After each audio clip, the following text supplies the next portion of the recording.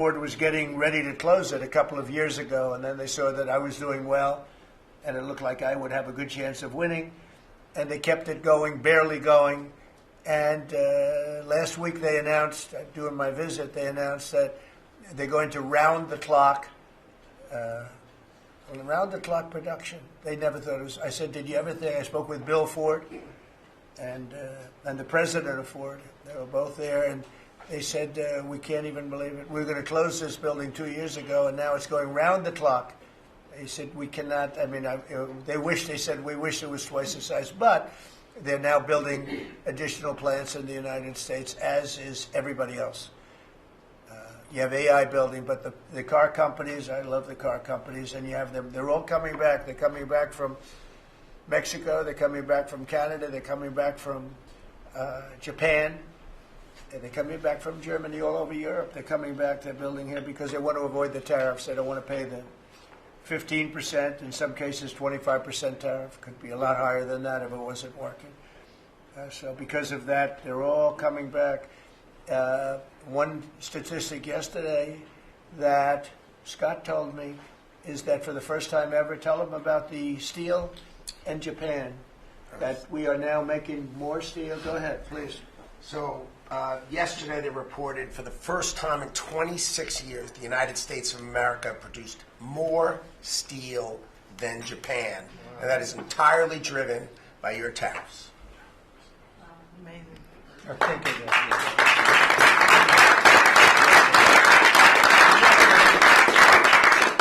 He obviously said that much better than I did, because I got no applause that I'm giving you home run after home run. He says one thing and everybody else. I should have saved that one for myself.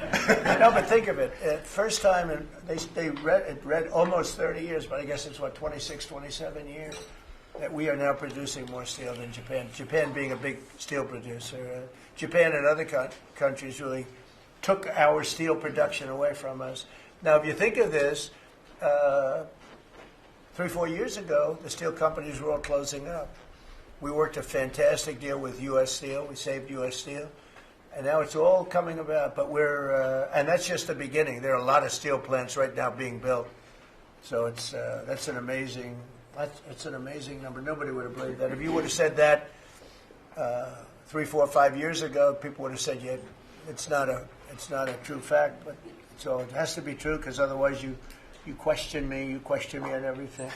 I have to be extremely accurate. I don't exaggerate it. I don't want to exaggerate, because you will call me. You don't call other people, but you would call me under my most favored nation spot, which I think is the most important thing, Bobby, of all what we've done, because we're bringing drug prices down by 80, 90%, depending on the way. You could say 5, 6, 7, 800%.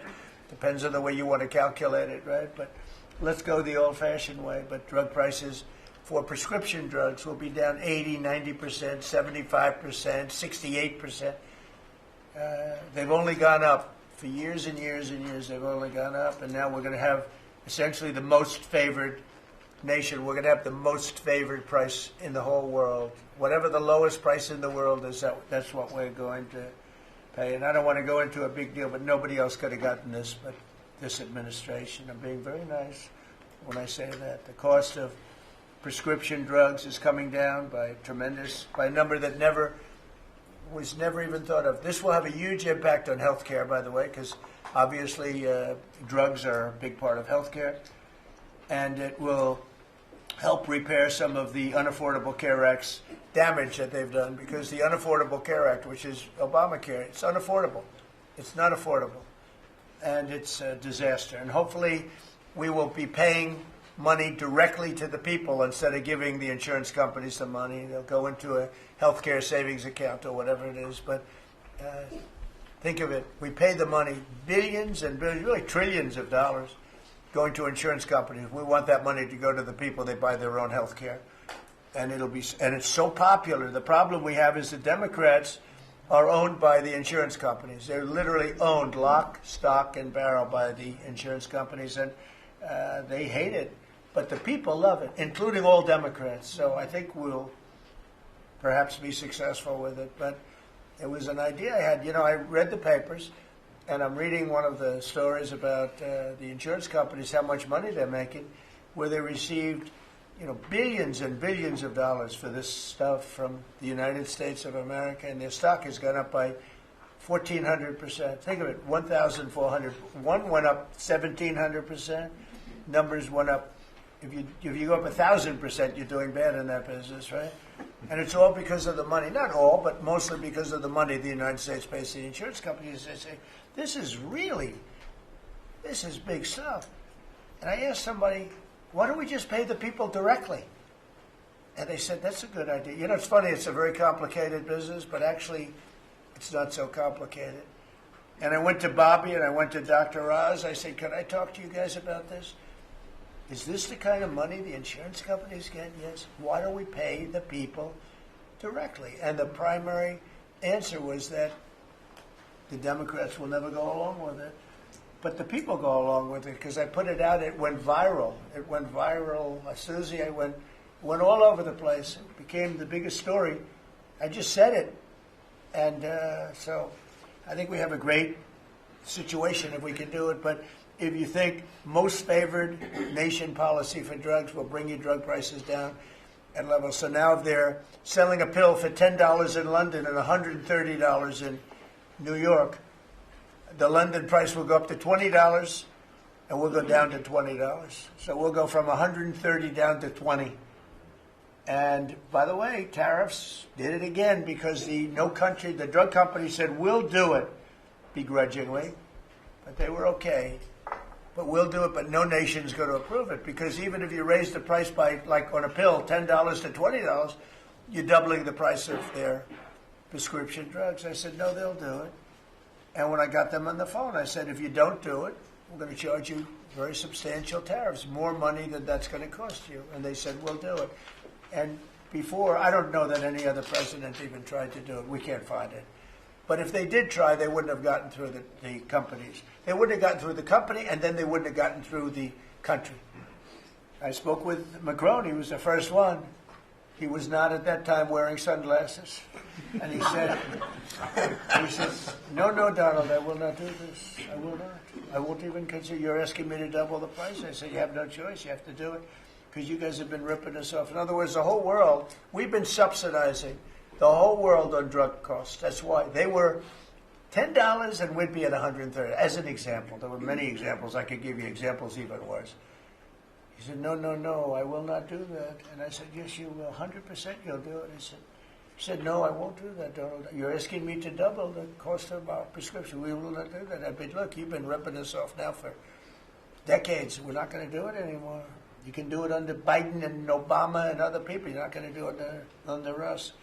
We won't do it. I said, well, if you don't do it, I'm going to charge you a 25% tariff on all of your wine, champagne, and everything else you sell into the United States. He said, like I said, I will do it. And that was the end of the conversation, right?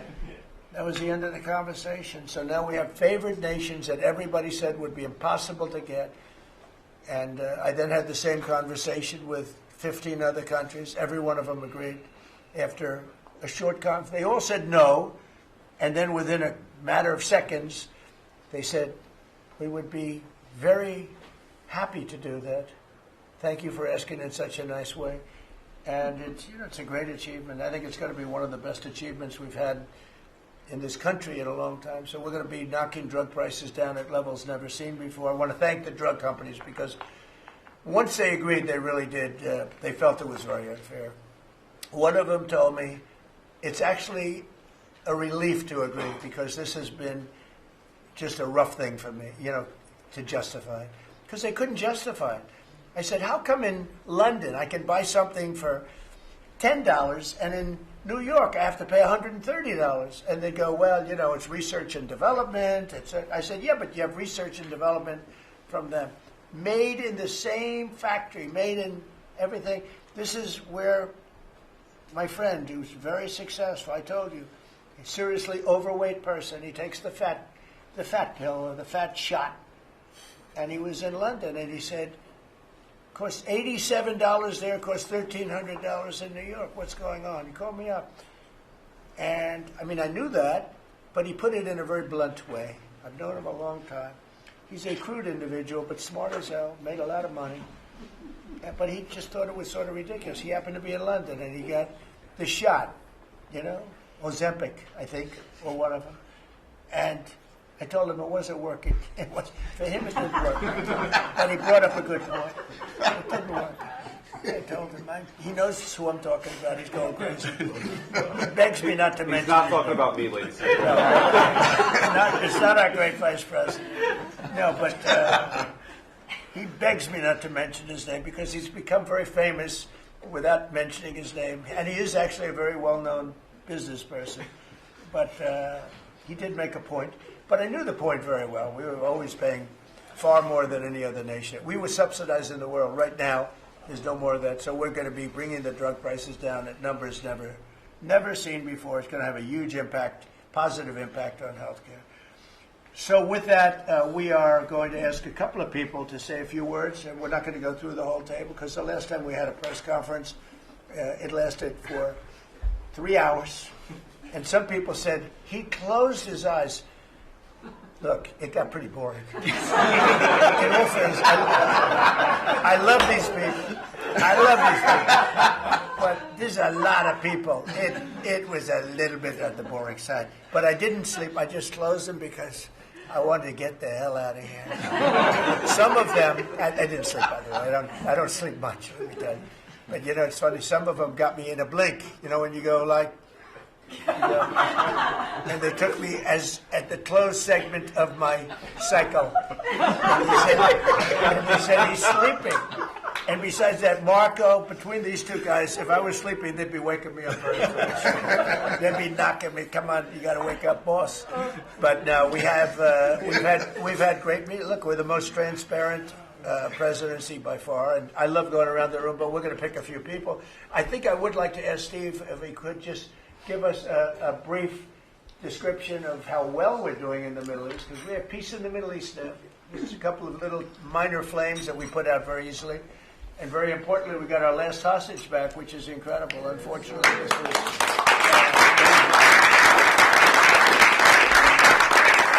something that nobody said could be done. And I will tell you, Hamas was a big factor in getting all of the hostages back.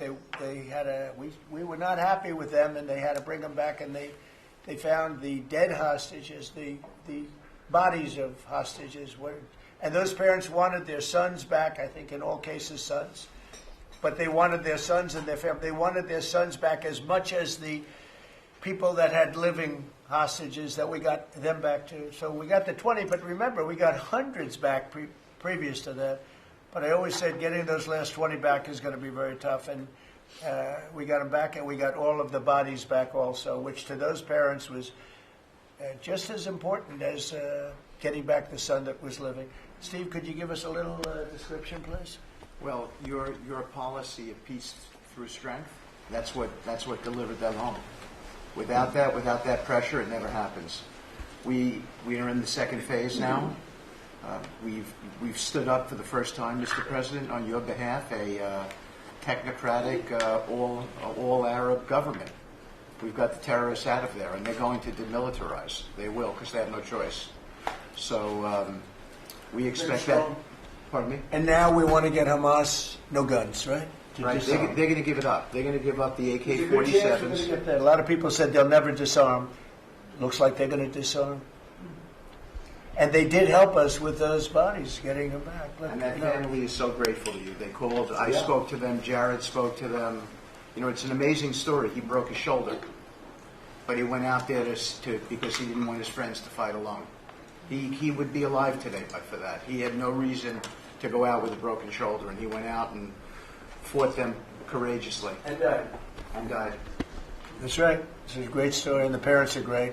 They were the only ones who didn't, they came back pretty rapidly, actually, considering we had get some back initially with the initial group. After that, we had to get a lot. That's a tough job. That's a nasty job, too. Who would want that one? That's a nasty job. And between Israel and Hamas working together, if you can believe it, they got them back. And we got the last one back yesterday, and the parents are so happy. It's amazing, actually, how we sent a message to the parents on your behalf, as you suggested, and they were so grateful. I guess grateful to me is a much better word, because it's hard to be happy. but they were actually. I mean, they couldn't believe that they had their baby boy. The mother said, my baby boy back. It's a very terrible thing.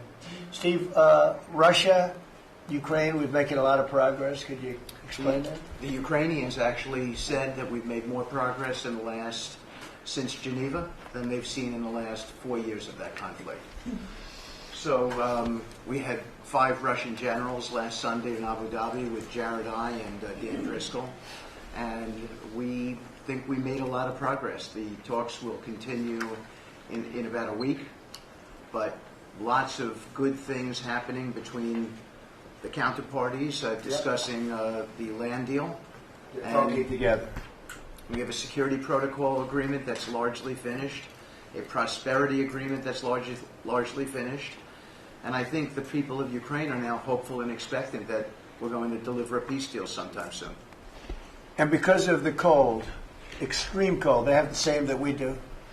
I personally asked President Putin not to fire on Kiev and the cities and towns for a week during this. It's extraordinary. It's not just like cold. It's extraordinary cold, record-setting cold. Over there too, they're having the same. It's a big pile of bad weather, the worst. But it was really. They said they've never experienced cold like that. And I personally asked President Putin not to fire into Kiev and the various towns for a week. And he agreed to do that. And I have to tell you, it was very nice. A lot of people said, don't waste the call, you're not going to get that. And he did it, and we're very happy that they did it. That's correct. Because on top of everything else, that's not what they need is missiles coming into their towns and cities. So I just thought I should say it. I thought it was a very good thing. And Ukraine was almost, they didn't believe it, but they were very happy about it because they are struggling badly. I think it shows, Mr. President, how you provide an overarching sort of presence in these negotiations. The Ukrainians never thought it could happen. The Russians are doing things maybe that people wouldn't give them the credit for doing, and I think it always comes down to your indomitable spirit. Well, it was a good thing. You know, if you think it's cold over here, they say in Ukraine you can add another 20% to it. It was a very cold place anyway, but this was, they see numbers that were so, they've never seen numbers like that, cold numbers like that. So it was, I thought I should mention it. Could I ask Scott Bessett, we have so many things happening, could I ask you to maybe say a few words, please? Yes, sir. So the one big beautiful bill that was passed on July 4th last year, we're starting to see the effects kick in. You mentioned the great economy. One of the things in the one big beautiful bill, Mr. President, it was an honor to host you, and as you said, the best rapper in the world, Nicki Minaj, at yesterday's Trump Accounts Summit. We've now had 1 million people sign up for Trump accounts just this week. We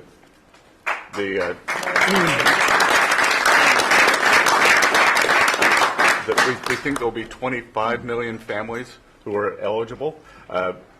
The segment that you and she did has 1 billion hits on the internet. So we're telling everyone, go fill out form 4547, trumpaccount.gov. So thanks to you, the Trump accounts, the next generation's America will benefit from today's record-breaking economy, record-breaking markets.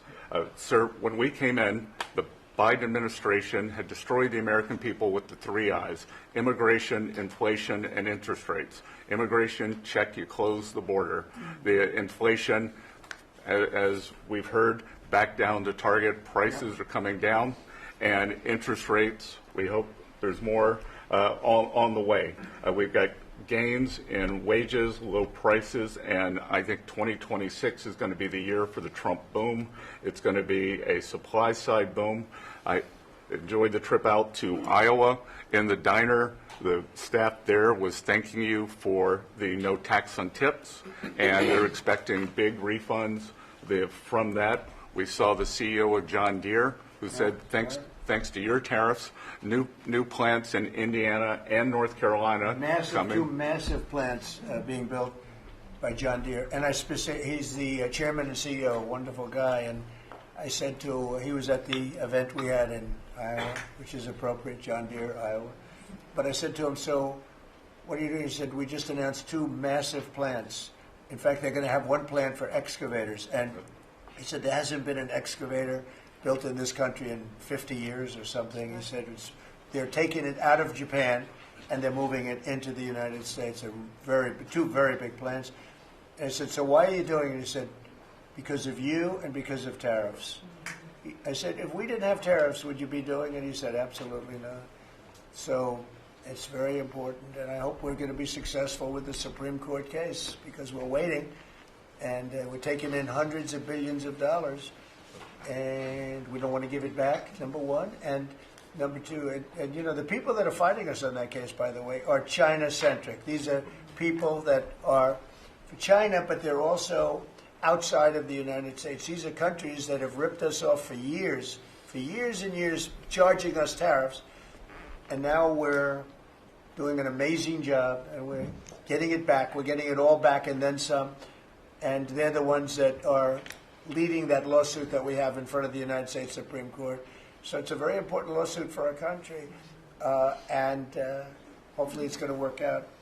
We're waiting a long time, but hopefully it's going to work out. We've taken in hundreds of billions, even trillions of dollars, and certainly we've taken in trillions of dollars of, you know, a big part of that $18 trillion that's coming in is because of tariffs. They're coming in, they're building because they don't want to pay the tariff, and the tariffs are very, you know, steep. They could be much steeper. You probably saw I put out a truth today, and the tariffs could be much steeper.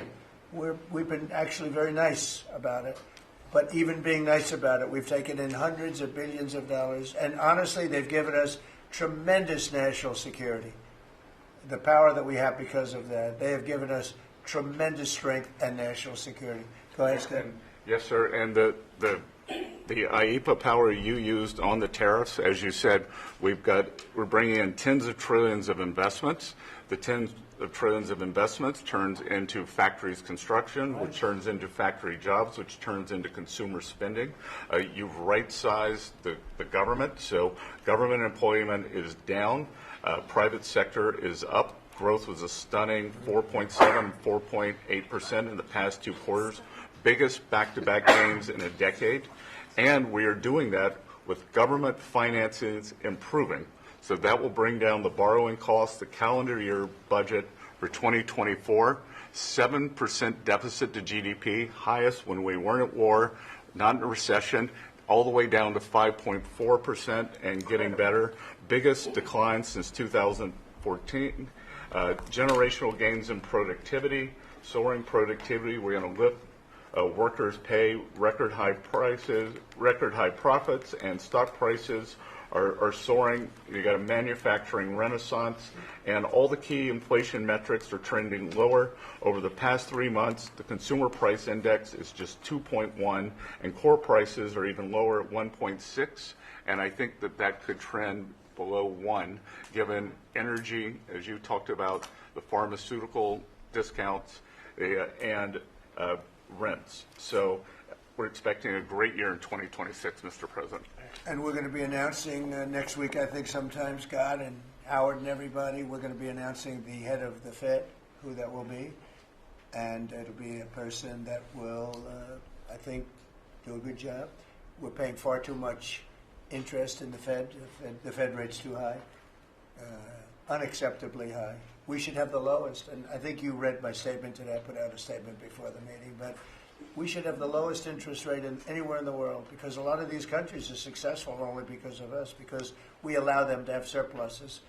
And without surpluses, some of the countries that you most respect financially, that you say, oh, this one, that one, this one, that one, they're successful because we allow them to have surpluses. And we could easily stop that with the powers that we have, but we don't. We took some of it, but we took really just a small portion of it compared to what we could take if we wanted to. We should have the lowest interest rate anywhere in the world. They should be 2 points and even 3 points lower. And if it was, each point is the equivalent of, I would say, $500 billion. So if you got 2 points low, you have $1 trillion in saving, and it's almost, if you call it just a paper expense. You can do it with a pencil.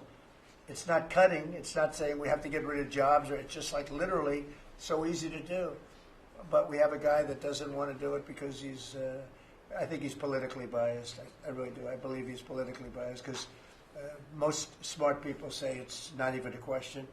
But despite that, we were able to bust through. It's like busting through a wall. We're able to bust through a wall, and we have the kind of numbers that Scott and Howard with the steel and other things talk about. What would you say, Howard, in terms of how we're doing, generally speaking? Great businessman, very successful guy. He's doing a really good job. What would you say? Well, no one, before you walked in the door, no one thought our economy could grow 2%. Fourth quarter, with the shutdown, 5.5%, and that means the first quarter, you could see the United States of America, with its $30 trillion economy, grow in the 6% range. And no one thought that was possible. That's how you get jobs. That's how you get money down. That's how you fix the deficit. You are fixing everything with your policies. You've changed America and created the golden age. Thank you. And with the help of the Fed, because we really, we want help, not hindrance. Why would the Fed hinder? But with the help of the Fed, with the right choice, if we make the right choice, a lot of times you make a choice, you think it's good, and it turns out to be not good. But with the help of the Fed, we could hit numbers that have never been hit before. We could hit 8, 9, 10. There's no reason why not. And, I talk about, if you go back 20 years, 25 years, I'm old enough to remember, when we had good news, when you announced good news, the stock market went up. You announced anything good, the stock market went up. You announced bad, the stock market went up. And that's the way it should be. But now it's, over the last 15 or so years, if you announce good news, that means they're going to raise interest rates because they want to kill it.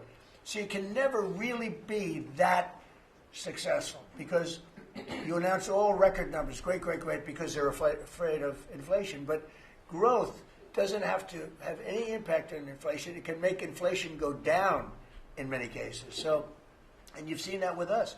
I mean, we're growing at a much faster rate than anybody thought was possible. We have very controllable inflation. With Biden, we were getting killed, and we had the worst inflation in 48 years in history, in the history of our country. And that's with going down. So growth is a great thing. It doesn't mean inflation. And I want to go back to a system where when we announce good news, they say that's great. We can lower interest rates instead of raise interest rates. And by the way, if inflation comes, we'll take care of it when it comes. But, they're trying to guess it, and they're trying to get it 10 years before in advance. And, we want to make this country greater than ever before, and I think we're doing that. But we want to make it that when we announce great news, everything goes up. If we announce bad news, that happens too. We bring it down, and we control, and we do what we have to do. But we can have numbers in the upside like nobody's ever seen before. I want to ask Bobby to say a few words, if he would, about some of the incredible things that we've been doing in your department with Oz and everybody else. Mr. President, we're in the process of implementing your great health care bill, which is going to increase affordability, drive down costs, and increase the quality of health care for every American. You mentioned MFN, Most Favored Nation. We now have agreements with 16 of the 17 drug companies. And you asked us to do something. Clinton had promised to do this. Biden had promised to do this. Obama, Bush had all promised to do it. None of them succeeded. It was regarded as impossible, and you made it 10 times harder. As you said, not only do I want MFN, but I want them to all reshore their production to this country. And they don't have any money to do it because we've taken it all from them. And I want to make sure we continue to lead the world in innovation. We succeeded in all of those goals. And the proof that we did that is after we signed those agreements, the stock prices for those companies went up $1.3 trillion. Amazing.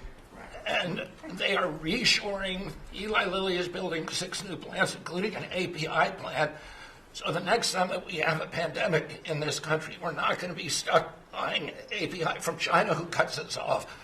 We're going to be able to make it right here. Novo Nordisk is building 4 new plants, and we are going to be releasing Trump RX so that every American can get the lowest prices in the developed world. In some cases, they're going to be lower than the lowest prices in the developed world.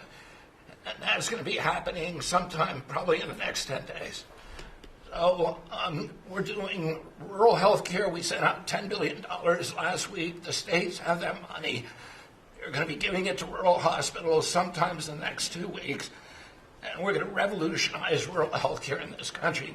You are raising the influx of federal dollars to rural health care by 30% over the next 5 years. So 30% every year, more dollars, federal dollars, are going to be flowing to them. It's going to allow them to rebuild their decaying infrastructure, to retain providers, and also to revolutionize the use of AI and other technologies, which is going to dramatically lower the prices for rural Americans and raise the quality of their health care. Brooke and I released the dietary guidelines, which have been received incredible acclamation from both sides of the aisle. We are going to change the food culture in this country. Brooke gives away $405 million a day to buy food for Americans. And the WIC program, the Head Start program, SNAP, school lunches, the VA, and the military, they're now going to be getting real food for the first time. And Brooke came up with the ingenious idea of requiring every store in this country that accepts food stamps to double the amount of real food that they're selling. And this is going to drive change in the market, and it's going to lower the cost of meats, of proteins, of whole grains, of fruits and vegetables, so that every American will have in their reach an affordable meal that actually is real food. 70% of American kids now are, 70% of the diet of American kids is now ultra-processed foods. That's why we're spending $5 trillion in treating chronic disease in this country every year. We are attacking fraud. We have odds finding hundreds of billions of dollars of Medicaid, Medicare fraud in states like Minnesota and California, and we are clawing back that money. We also accomplished something that every American has promised, which is prior authorization. Now we have 80% of the insurance industry that has agreed to eliminate prior authorization in almost all of their procedures. So that this is going to dramatically change the experience of every American with the healthcare system. When you go to your doctor at your point of care, before you leave that office, you will know whether the insurance company is going to pay for the procedure or not. And that is going to, as I said, change the experience. We're also doing price transparency, which you asked during your first term. It never got implemented because the Biden administration never enforced it. We brought more enforcement actions against hospitals than in this 1 year, and the Biden administration bought in 4 years, and we're doing a crackdown so that every American, when you go to a restaurant, you look at the prices before you buy the meal. You ought to be able to do that when you go to a hospital, and by the time that we leave office, every American is going to have that guarantee. We're doing a lot of other stuff, but we were told to keep it short. So. And the autism that's moving along, really, is We've commissioned now dozens of studies, maybe over 100, and we are going to get those done for you. Good. That's so important. Also, Eli Lilly, Merck, Pfizer, every drug company, they're spending trillions of dollars right now, as we speak, building plants in the United States because they want to be able to save a lot of money on tariffs. It'll be hundreds of percent, 100%, 200%, 300% in 2 or 3 years from now.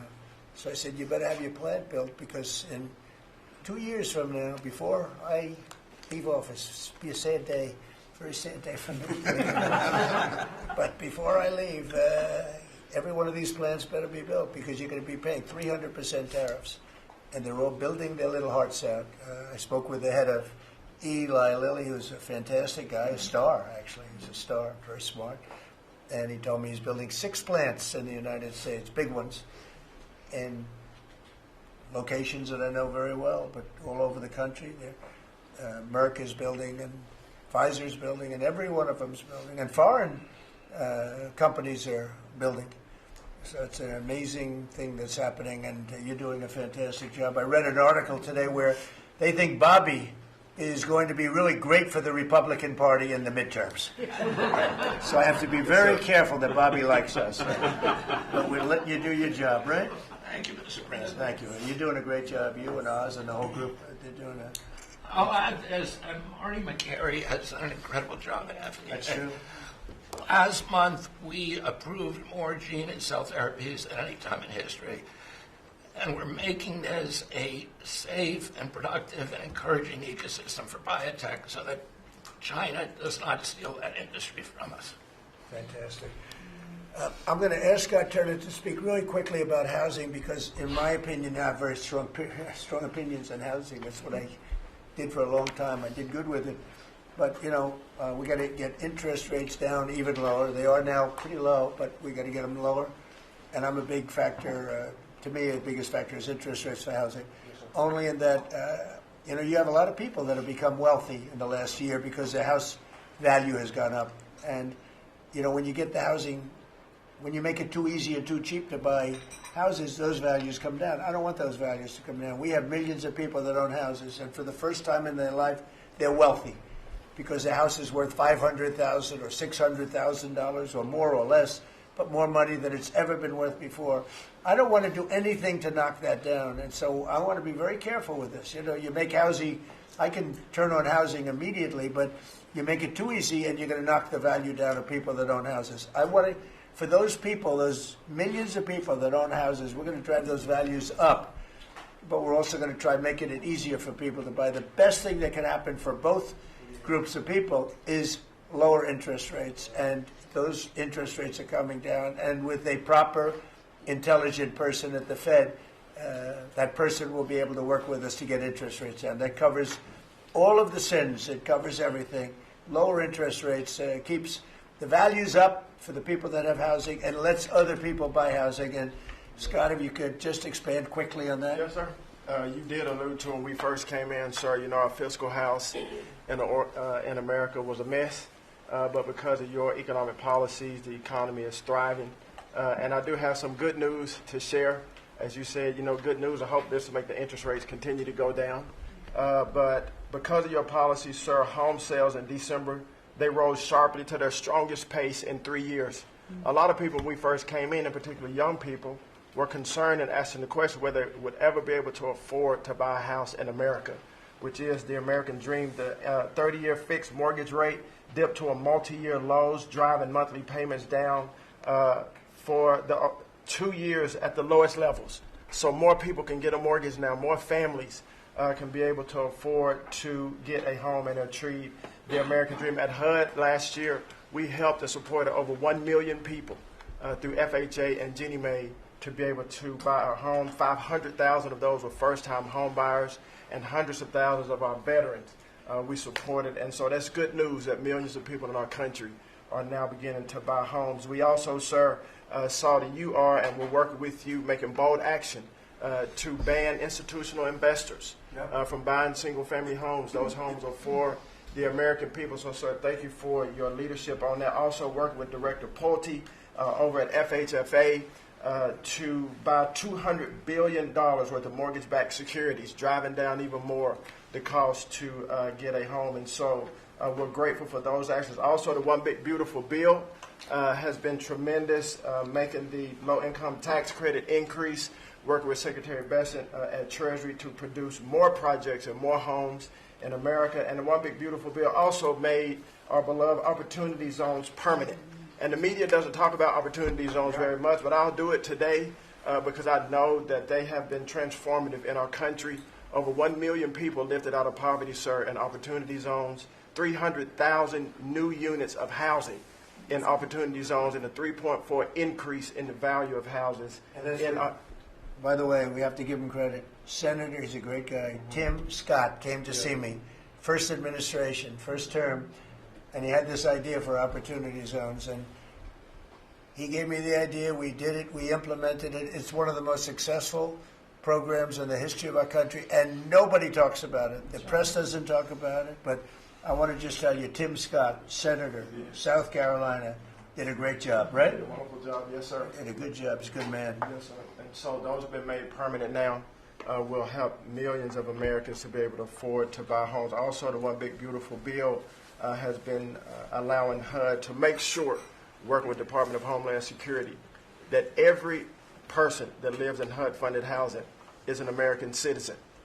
A blind eye has been turned prior to us being here to people living in HUD-funded housing, but no more. We're going to take account and transparency watch that. to make sure. And so there's a lot of crime that goes on in public housing, but we're coming after the criminals and making sure that everybody in there is an American citizen.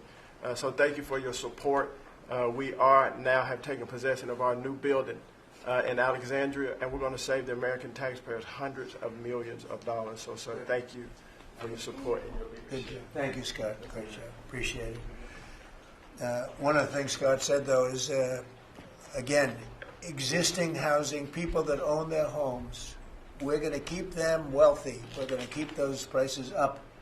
We're not going to destroy the value of their homes so that somebody that didn't work very hard can buy a home. We're going to make it easier to buy. We're going to get interest rates down. But I want to protect the people that for the first time in their lives feel good about themselves. They feel like that they're wealthy people. And I want them to understand it. There's so much talk about, we're going to drive housing prices down. I don't want to drive housing prices down. I want to drive housing prices up for people that own their homes. And they can be assured that's what's going to happen. Chris, could you say a few words about energy, please? You bet, Mr. President. I can say with confidence that your energy dominance agenda is firing on all cylinders. The United States oil production today is greater than Saudi Arabia and Russia combined, the number 2 and number 3 producers. Our natural gas production today is greater than Russia, China, and Iran combined, the 2nd, 3rd, and 4th largest natural gas producers. Huge production in the United States. Secretary Burgum at the Interior Department has taken in more money on oil and gas lease sales in the first year of this administration than the entire 4 years of the Biden administration. And beyond oil and gas, 6 new coal leases under this first year of this administration from the Interior Department, and coal production is growing again in the United States after years of decline. And this beautiful clean coal was the MVP of the huge cold snap we're in right now. I can say with some confidence, hundreds of American lives have been saved because of your leaning in and stopping the killing of coal and revitalizing coal. Coal, over the last few days, where we're at peak demand in electricity, has delivered 20 times more electricity than solar and batteries. Think about that, 20 times more. An industry coal doesn't mind very cold weather. Right? Clean. You're not allowed to say the word coal without proceeding by saying clean, beautiful coal. Clean, beautiful coal. It's not affected by bad weather. Rain, snow, sleet, freezing cold. How does it react under freezing cold weather? It steps up and delivers big time. In fact, what coal did during this storm was deliver massively more electricity than it was delivering a month ago, because we needed far more electricity. Who can step up? The windmills, by the way, are all frozen. You know that they don't turn. The windmills aren't turning. The windmills that these fools paid for. The fool is this country, because the people that have the windmills get massive subsidy. And they make a fortune on windmills that don't even work, and they don't produce anywhere near what they should be. And it's the worst, most expensive form of energy there is. And by the way, Europe is destroying itself with the stupid windmills they're putting all over their beautiful areas of most magnificent landscapes in the world, and they're just destroying. Europe, better get smart. Between immigration and energy, they're destroying. It's not recognizable. They've got to smarten up before it's too late. Please go ahead. Yeah, in New England, with somewhat European energy policies, at peak demand time, very cold in New England, wind, solar, and batteries that you were just speaking of delivered less than 3% of the electricity needed at peak demand time, and that's when it matters. Because if electricity goes out when it's very cold, people die. Over 200 people died in a smaller cold snap during the Biden administration. This was massively larger geographically, We have had no failure of the electricity grid, no failure of long-distance transmission lines. Local distribution lines have iced up and come down, and we have people from all over the country working to get those back up because people need their lights back on. But your energy policies deliver just a dramatically, dramatically different outcome for the American people. If we'd continued the Biden-era policies for one more year, continued to shut down coal plants, continued these crazy climate restrictions that wouldn't even let power plants run at maximum demand time, we hadn't liberated all the backup generators that are sitting there. We gave up an emergency approval, So a lot of run those everything. plants that were going to close, coal plants that were modern and good and threw off very little problem, and that were really powerful. You know, by the way, China does most of everything they're doing with coal. Not that we want to copy anybody, but you know, they make the windmills, but they don't have a lot of wind farms. Somebody ought to look at that. How many wind farms do they have? Very, very few. They make them, they sell them, they make a fortune, but they don't use them. So the coal, I mean, I understand they're using it also as a great backup. So you build a plant, but they have it as a backup in case of tragedy, in case of really bad weather, et cetera, et cetera. They actually store coal on the site of other plants so that if they need emergency energy, the coal is always going to be there, whereas other things aren't. Is that correct? Exactly. Coal just Pretty good. stepped up here to 25% of our electricity during this high demand time. Natural gas, coal, and nuclear, they are what run the American electricity grid. The others are ornaments and often expensive And you ornaments. stopped plants Run from up being prices. demolished, right? 17 gigawatts of coal generation plants were slated to close last year that were stopped from being closure by this And if they administration. weren't closed, we would be really tight on energy. We would have had significant blackouts at these peak cold times, and extrapolating from the last storm during the Biden administration, I think at least hundreds of deaths. Because in the South, a lot of heating is done with electricity generation. If those grids go down, people die. So these, and when you're going back to the Working Families Tax Cut Act, or the One Big Beautiful Bill, that got rid of $500 billion of subsidies, energy subsidies, that do nothing but make energy more expensive and less reliable. And under this administration, we've spent massively less on energy, and we've delivered massively more on energy. And when you have more energy of lower prices. It's a fantastic job. You and Doug. Doug said, you got to get this guy, Doug. You got to get this guy, Chris, Wright, and get him as soon as you can. I said, but I want you to run energy. He said, well, I'm good at it, but he's better, right? Didn't you tell me that? So I gave him the land, I gave you the energy, right? And it's a great combination. I mean, they literally have, I said, maybe we'll merge it in some way. They said, we don't have to. We get along. They work together, right, with the land. He's got the land and the energy. He's got the knowledge to take it out. It's been a good combination. This administration, the whole administration, and your leadership has been very focused on energy, because we can push down energy prices, we can lower costs on Americans, and we can raise wages by bringing jobs and opportunities here. It is a transformation of American energy. Thanks for your leadership. He's one of the most respected people in the energy world. And Doug told me about Chris Wright. They said, if you could get him, what he gave up to do this job, you're making a little less money, but that's all right. You don't care. What you're doing is fantastic. But he said he's the best in the world. Other people have told me that. The heads of the biggest companies have told me that. And it's really panning out to be so. We appreciate it very much. It's great. One of the things we're doing with energy, I think that's so important. We have an old grid, been around a long time, and not really, can't be much expanded. Can be fixed up a little bit, but can't be much expanded. And we have some plants that are so big that the grid would never be able to hold it.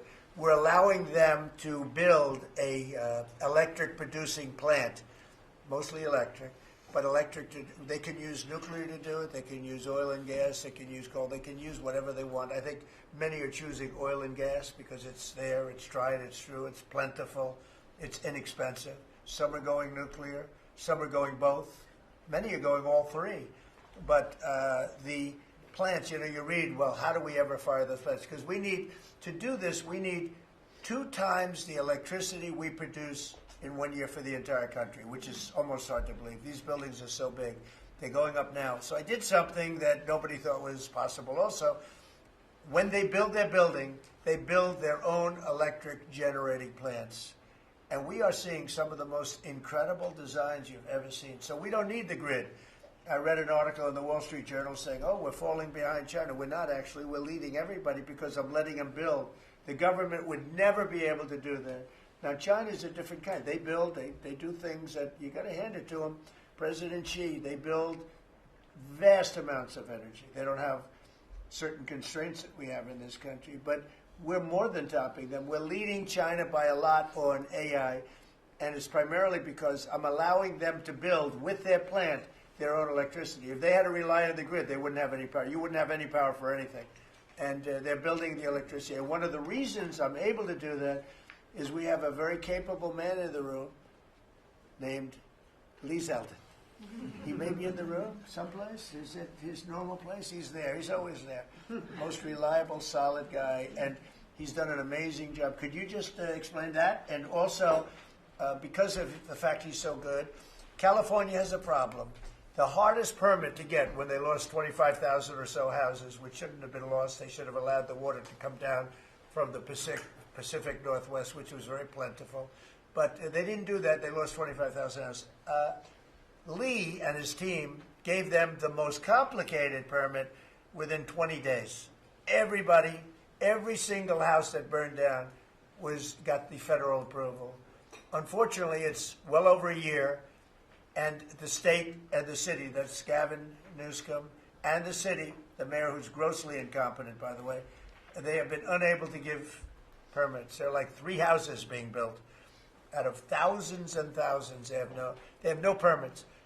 So I read about a week ago that it's possible, because of what's happened, whether you declare national emergency or something, these people are they're dying to build their house. They want to do something, that I could put somebody in charge from the federal government. Congratulations, Lee. And I'm putting Lee Zeldin in charge of getting them their permits, city, federal. You have the federal, you need the city and state. And I hear you have great powers over them if we want, and we're going to give you that power. We've already given you that power. So Lee Zeldin is going to work with the thousands of people that are dying to build their house. And I also recommend one other thing. Give them the house plus a 10% bonus. In other words, you get a bonus, you can build your house 10% larger. They've suffered so greatly. They've waited so long, and they should be given a bonus. So I think, and I've heard this has been done before, they get a 10% bonus. They can build a house that's a little bit larger than what they had before. And I'd like to have you take it over. Mr. President, your great Secretary of State was looking for another job. So. I was thinking about him, but he's pretty well booked. I watched him. He did a great job yesterday, but he's a little booked up. Let's go, Lee. Talk. No more ideas like that, Lee. When President Trump came into office, he immediately signed an executive order giving EPA 30 days to complete our Phase 1 hazardous material removal, so that the Army Corps can come in and complete their Phase 2 debris removal. So at first, the response was that was going to be impossible. Good luck trying to get it done maybe by the summer. But we figured it out because operating at Trump speed, the president was just sworn in. We had to get it done, and we got it done in less than 30 days. The Army Corps then came in and completed the debris removal. So the federal government, while the governor has tried to accuse this president of not focusing with a laser on putting all of the weight of the federal government into getting this done, it happened from the moment he was sworn into office. SBA came in.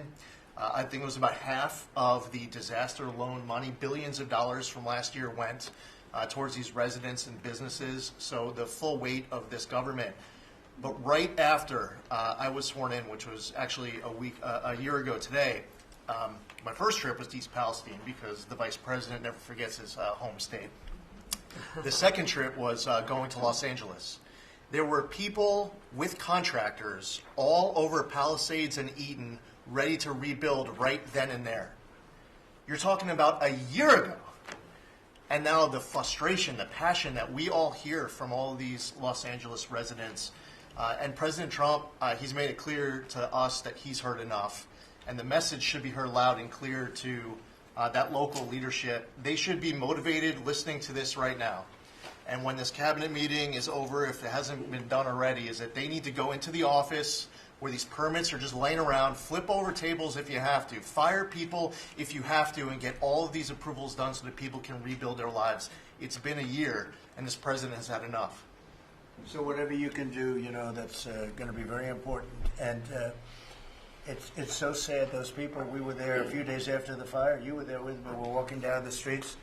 The people are devastated. The love that they had for that property was everybody was going to rebuild, and they thought they could do it immediately. They should have. We gave it to them so quickly, but they can't get their permits. They still can't build, and they're losing spirit too. I mean, a lot of people are losing spirit. And the other thing I'd like to talk to you about and other people about that happen to be sitting around the table. They want to build a low-income housing project right in the middle of everything in Palisades. And I'm not going to allow it to happen, okay? I mean, maybe it's politically correct, maybe it's not. I'm not going to let these people destroy the value of their houses. I built a lot of low-income housing. I made a lot of money building low-income housing. I know more about it than anybody. We're not going to allow this guy to build a low-income housing project on top of everything else in the middle of that mess that was created by the fact that they didn't allow water to come down from the Pacific Northwest, okay? And I'd like you to have that stopped and stopped immediately. No financing. That might be you, Scott, because they'll come to you for financing. It's never going to be approved. You would never approve. Scott thought it was a horrible thing. So there's going to be no financing for low-income housing. Let the people build their houses, and as fast as you can, help them, help the mayor and help the governor get their permitting done. Okay? Yes, sir. Okay, thank you very much. Kelly, I think you were just alluded to. Are you helping some of the people out there with loans? Yes, Mr. President, thanks to your leadership, you also helped put the fires out. Your executive order got water to the scene in your earliest days of your presidency. So you've been there from day one. We've been out there twice now. There had been no changes until your executive order this week that is allowing that permitting to happen quickly. We have 16,000 structures burned. We have put loans out on 12,000 of them for $3.2 billion. More than half of all the disaster money delivered in America went to that area. Now, because of the abject leadership, the failures of Gavin Newsom, they have not been able to rebuild. Because of your leadership, they're going to be able to rebuild. But that's not all you've done. They'll take the credit for it. Watch, it'll start, and they'll take the credit. Look at the great job we did. They would never. It wouldn't get built in 20 years, and it will be destroyed by building low-income housing next to luxury housing. History says that doesn't work too well. Go ahead. We're going to make sure that doesn't happen, Mr. President. Please. But under your leadership, you've ended at least 8 wars, okay? But probably the most important and underreported war that this president ended was Joe Biden and the Democrats' war on Main Street and hardworking families. We've seen it as I've gone across the country this month, 10 different states, and we saw it when we were together in Iowa. Hardworking families, farmers, small businesses expressing gratitude, lined up to thank you. I was out with our great vice president last week in Toledo, Ohio. They are thanking this administration for getting Main Street back.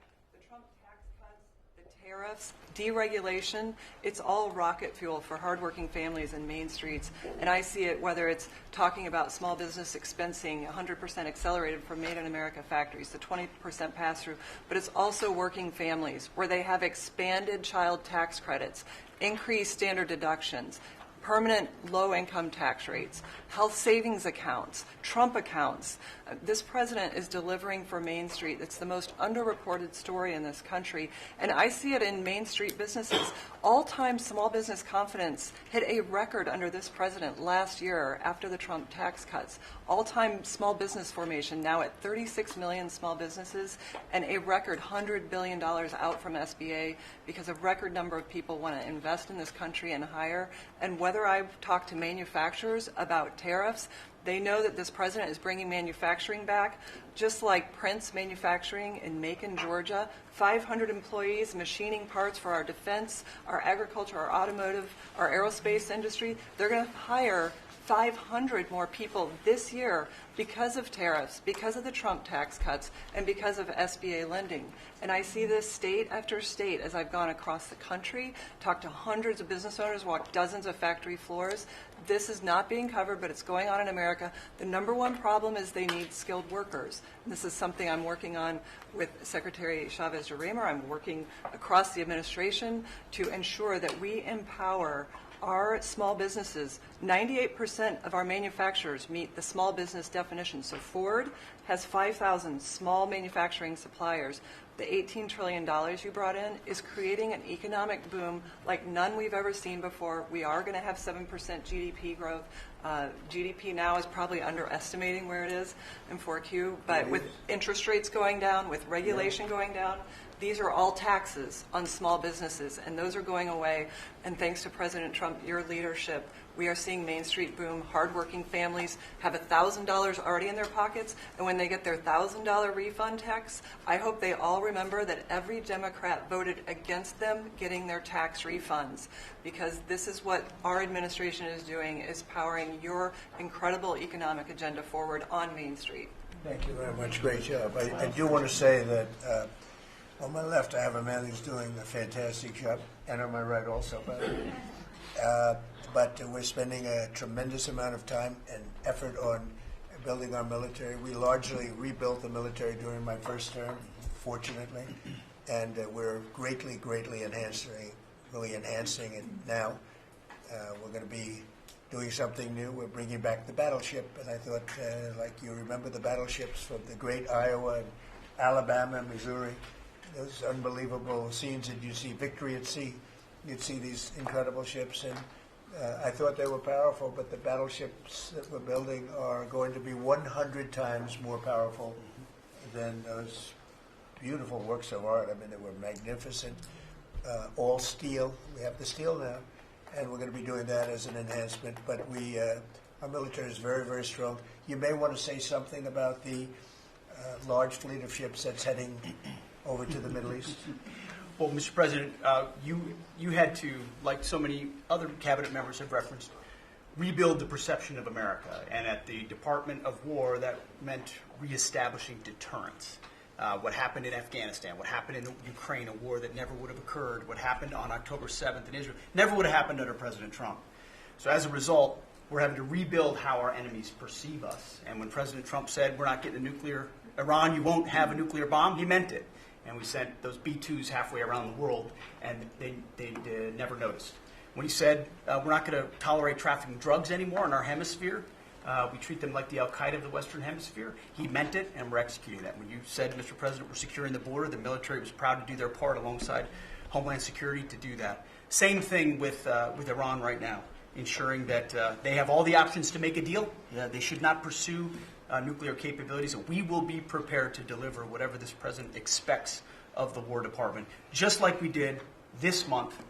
No other military in the world could have executed the most sophisticated, powerful raid, not just in American history, I would say in world history. What those men did, going downtown, another country, the most secure place in the most secure base in the middle of the night, without anybody knowing until those simultaneous bombs dropped 3 minutes before the helicopters dropped.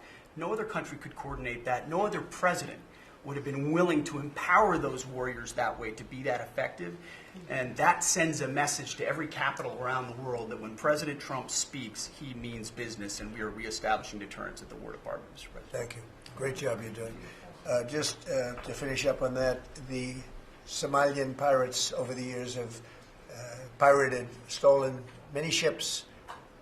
They would get large amounts of money for the ship. You know, you have $1 billion ship, and the insurance companies didn't want to fight because, you know, some of those ships are very flammable. They're carrying millions of barrels of oil, very flammable, very dangerous situation if they're shot at. So they wouldn't fight. We notified them a number of months ago. Anybody that does that gets the same treatment as a drug dealer sending their drugs in from Venezuela or anybody else. As you know, it's 97% down by water. So the drugs coming in by sea or by water is down 97%. Now we're also starting. That was the more difficult route. Now we're starting to do that by land also. It will be, you'll see that happen as they come in and kill our people with drugs. I think the real number is 300,000 people a year, not 100, but whatever it is, it's a lot of people, hundreds of thousands of people. They're going to get hit.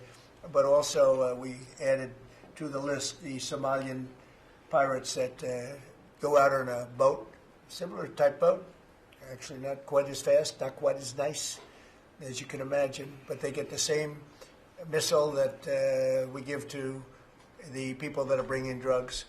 And so far, we haven't seen anybody going out. So the traffic is not being interfered with by people pirating our ships. Not our ships, ships all over the world. I said, make it for any country. We're doing the rest of the world a favor. It's a very effective favor, but we see very little pirating nowadays. You used to have ships being taken every single, like 2 or 3 a week, these massive ships that be brought in to some place in Somalia, which I don't even know is it a country. We have Ilhan Omar left, and then she gives us lectures on the Constitution of the United States. These people are, what they've done to rip off our country is terrible, but the pirating has essentially stopped. They know that if anybody even makes a move toward a ship, they get the ultimate treatment. They will go to wherever they want to go, but it's probably not going to be to heaven. I can't imagine, but they get hit very hard, just like a drug dealer, just like the boats, the ships that are coming in. Every boat that comes in with drugs on it that we take out, we just saved 25,000 American lives. Each boat is the equivalent of saving 25,000 American, mostly American, but American lives. So I just wanted to let you know that, and Pete's been totally authorized to do that, and they know it's going to happen, and it seems that all of that brisk business that they had has been stopped in its right in its foot. So I just want to thank everybody for being here. My cabinet has been amazing. I like this much better than going around for 3 hours. We'll pick on other ones. Pam, you're doing great. We're all doing great. JD, if you'd like to say something, you can. Would you like to really quickly? He is, after all, the Vice President of the United States. It's okay, sir. I'm here for the free coffee. I just say it's an honor to serve with this group, and we're doing a lot of good for the American people. We're very proud of it. Yeah, we're very proud of the country. We're very proud of you. Thank you very much, everybody. Thank you. Mr.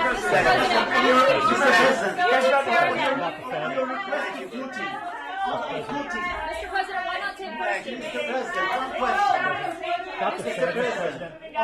Thank you. Why not take questions? Thank you.